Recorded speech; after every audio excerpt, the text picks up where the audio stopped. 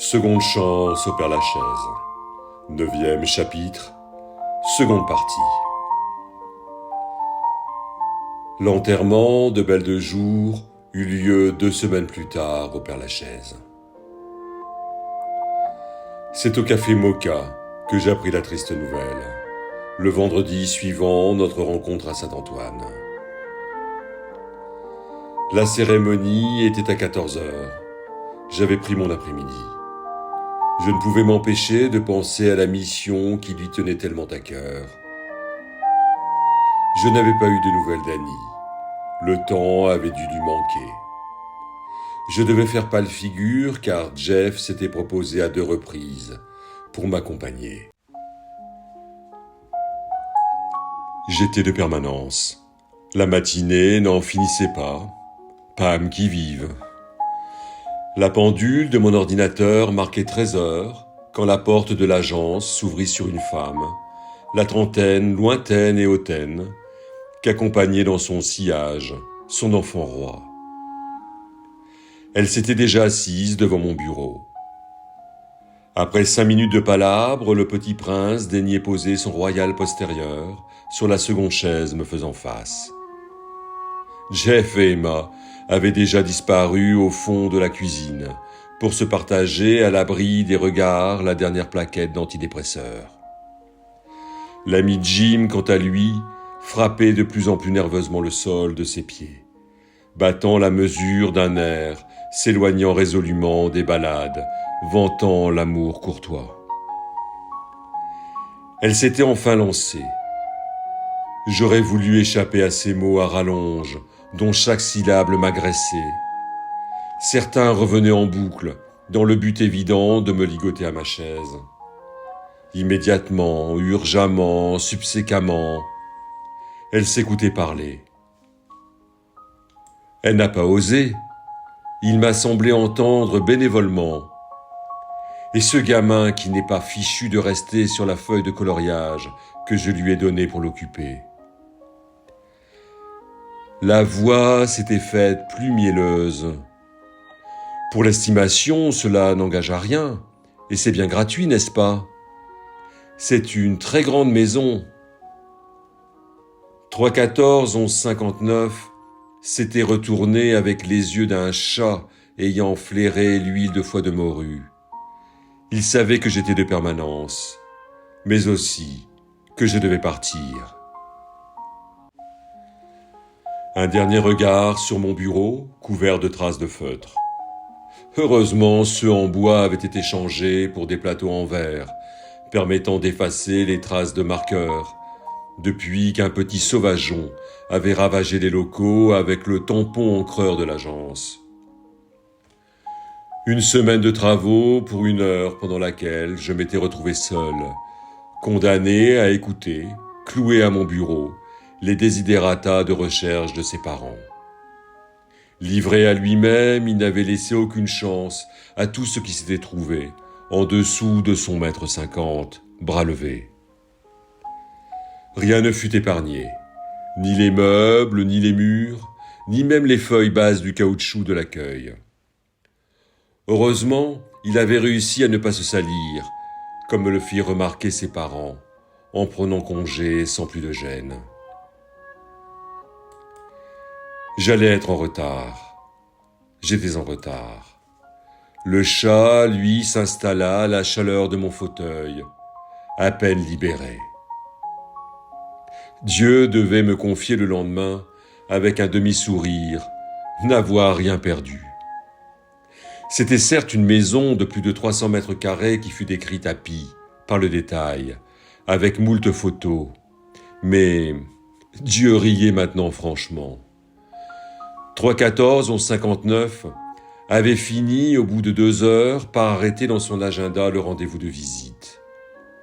Le caractère bucolique de la rue de la Garenne ne l'avait pas fait tiquer.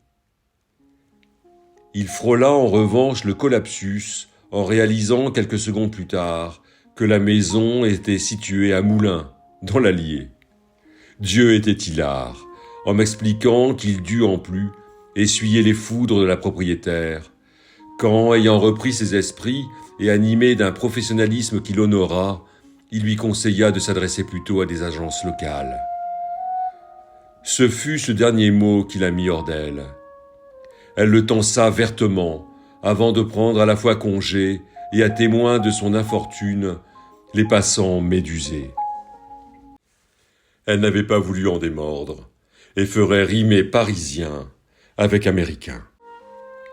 À sa façon de me parler de Pi, j'avais pensé un moment que Dieu songeait à envoyer 3-14-11-59 en thérapie, chez Moka, au contact d'hommes d'honneur, pour qu'il s'améliorât, pour qu'il l'arrondisse enfin à la virgule supérieure.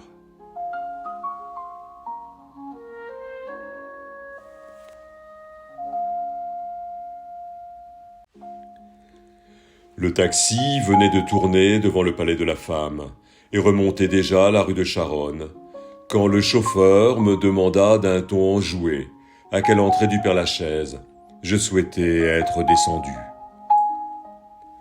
Je lui avouai mon ignorance. Je savais seulement que le lieu de la sépulture avait été donné avenue Greffule, le nom d'un ancien banquier. Cela nous avait fait sourire. La dernière coquetterie de ce bandit de raffinato était de se faire inhumer sur les terres d'un banquier, fût-il des plus philanthropes. Le chauffeur m'observait à la dérobée dans le rétroviseur. « Elle est longue, l'avenue, côté chemin des Anglais ou côté de la circulaire ?» Il laissait traîner sa voix, au-delà de la palatalisation du parigot, le vrai titi parisien d'avant-guerre. Le son même de son avertisseur, dont il gratifiait allègrement les piétons téméraires, n'était pas sans rappeler celui des taxis de la Marne. Était-ce la destination qui me valait ce détour dans le passé ? Paris a ses mystères. J'arrivai après la mise en terre et en fus soulagé. L'ombrage d'une forêt de Panama en mouvement jouait avec les pavés de l'avenue. Je n'imaginais pas la présence d'autant de monde. J'ai la pénible impression de ne connaître personne. Mais devant Louis-Marie Maurice, de marbre, ses ciseaux de sculpteur à la main, dominant sur son socle l'assistance, une femme toute menue m'adressa un salut discret. Je la reconnus, le petit 2 pièces de la rue de Prague, la succession de Janemoni. Plus loin, ce fut l'atelier de la rue des Martyrs. Je serrai quelques mains. Plus loin, j'embrassai le 3 pièces de la rue Santerre, avec son long balcon filant donnant sur l'hôpital Rothschild. Tous se montraient courtois, même prévenants. Je m'avançai. Bordée de Cupressius, l'avenue semblait de plus en plus étroite. Le café Moka, tout entier, y faisait terrasse, mes habitués du vendredi. À ma gauche, un peu à l'écart, une femme attira mon attention. Un foulard sombre ne parvenait pas à dissimuler sa blondeur insolente. L'homme à ses côtés s'était relevé à ma vue. Il était visiblement accroupi pour lire les inscriptions gravées sur une pierre tombale toute simple, déjà usée par le temps. Déplié, je reconnus aussitôt le grand Willy, qui débarrassa d'un rapide mouvement de la main la poussière de son pantalon. Il fallait que la chose fût intéressante pour que le géant mît un genou à terre. « Je voulais en avoir le cœur net », dit-il avant de me saluer et de continuer. « Notre raffinato va être en bonne compagnie, à 2 pots de géranium de l'inspiratrice du Grand Moln. » Je les regardais tous les deux. La beauté à ses côtés était-elle celle qui lui fut fatale ? Elle lui souriait. Gisèle, je lui fus présenté. Elle m'observa longuement. Je n'oublierai jamais le regard qu'ils s'échangèrent alors. Il y chercha plus qu'une approbation, une bénédiction. Elle ferma les yeux quelques secondes en signe d'assentiment. Willy et moi échangeâmes quelques instants avant d'être rejoints par Cardebris, encore plus impressionnant en costume 3 pièces. Avaient-ils compris tous deux alors que la disparition de Belle de Jour allait bouleverser nos habitudes. En regardant cette foule de plus en plus nombreuse, je me pris à espérer la présence d'Annie. J'avais, je devais bien me l'avouer, dès ce qui devait être ma dernière rencontre avec l'homme dont je découvrais aujourd'hui la popularité, espéré son appel. Il me fallait chercher une femme approchant la cinquantaine, très différente de la jeune fille manquant d'assurance, dont le souvenir même des traits de son visage restait en dépit de mes efforts, assez flou. Qu'aurait-elle pu venir, elle, chercher? Sa jeunesse, l'espoir de réécrire l'histoire, ou le désir de satisfaire à une simple curiosité? Je réalisais le caractère présomptueux de mes espérances. Qui étais-je pour penser que celle que j'avais blessée 30 ans plus tôt éprouva l'envie ou le besoin de me retrouver? Monsieur Raffinato n'aurait fait tout cela en vain. Je voulais m'en convaincre. Je connaissais sa sensibilité et son sens de la rhétorique. S'il m'avait dit qu'elle me plairait, c'est qu'il avait senti son espoir de me voir, ne pas rester insensible à son charme. Les visiteurs, pour la plupart, respectaient la cérémonie et ne coupaient pas notre cortège en s'égayant entre les tombes voisines. Reconnaissables au plan qu'ils tenaient ostensiblement dépliés sous leurs yeux, véritable carte d'état-major du repos éternel, ils allaient les bras tendus. Soucieux de ne pas la manquer, ils hâtaient le pas vers la prochaine célébrité du music-hall, ayant pourtant depuis longtemps quitté les planches pour y être enfermés. Belle de Jour, à son habitude, avait su s'entourer d'une fine équipe. Si d'aventure il se lassait de la compagnie de celle qui fit vibrer tant de lecteurs sous les traits de la belle Yvonne de Gallet, il aurait le loisir de partager ses soirées en compagnie de Molière et de Jean de La Fontaine tout proches. Par grand froid, en prêtant l'oreille les jours de vent d'Est, lui parviendraient même des accords de guitare, s'élevant au-dessus de l'avenue Pacteau, destinée à celle que l'éternité avait condamné à jouer dans une autre division.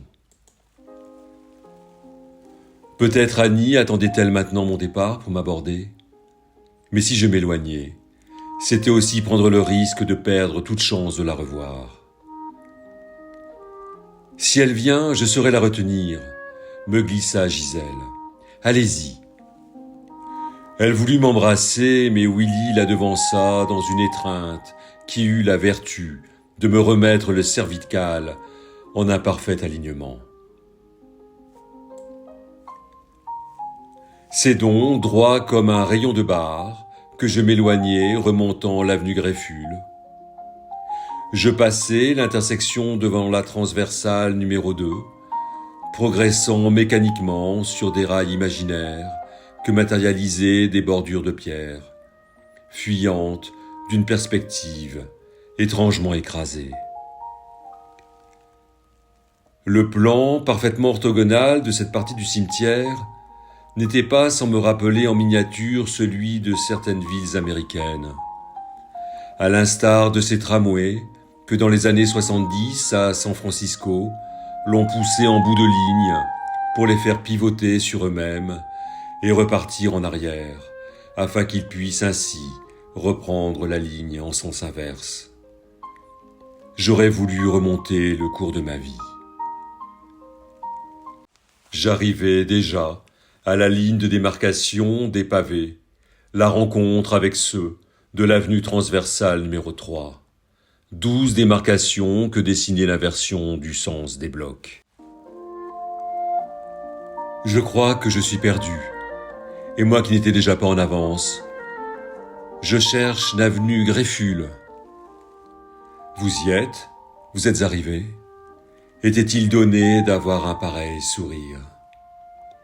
Yves? Annie?